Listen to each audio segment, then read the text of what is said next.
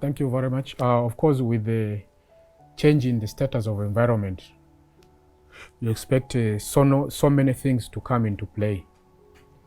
It is true that the major impacts of environmental degradation rest on girls and the children, I mean the women.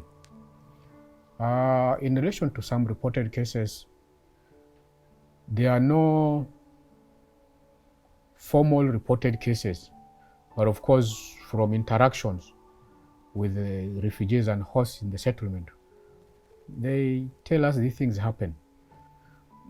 The many challenges, one is that women and girls spend most of their productive time in search for firewood.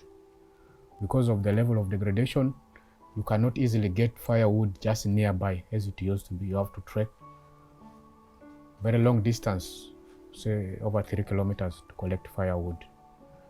And in the course of trekking to collect firewood, there are so many things that happen. We have heard of cases of rape and defilement of these women and girls. We have also heard of cases of girl child missing to attend schools. And therefore, if we have such a clean energy technology like ECOCA solar Cookstove, it is just a very big blessing for the district, because it will really address so many issues that the impacts we have talked about, including the climate change impact of reducing the carbon emission. And therefore, because as we know that the world over, the direction is a transition to clean energy. I'm called Ashio William. I work for Office of the Prime Minister as an Assistant Settlement Commander. I also double as the focal person livelihood, environment and energy for Bidibidi Refugee Settlement.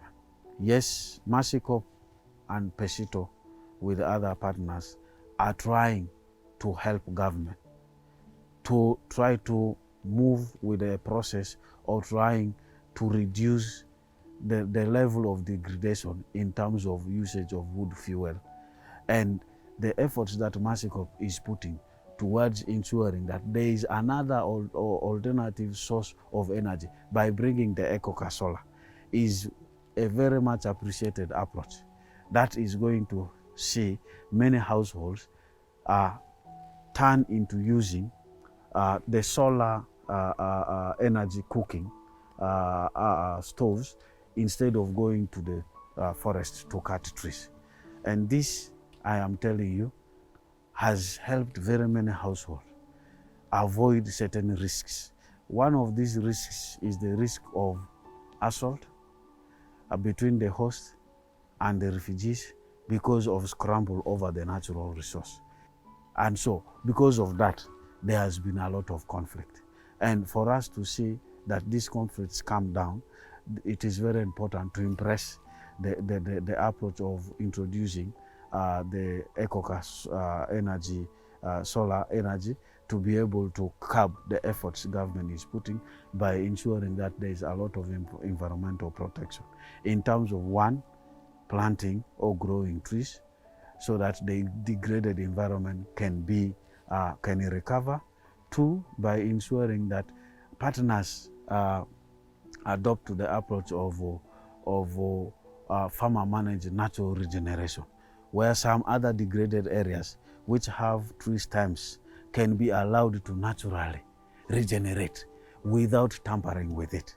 And that is one of the ways that we can see our degraded forest covers can be recovered or restored. And so at a personal level, I will say the ECOCA is a very good approach.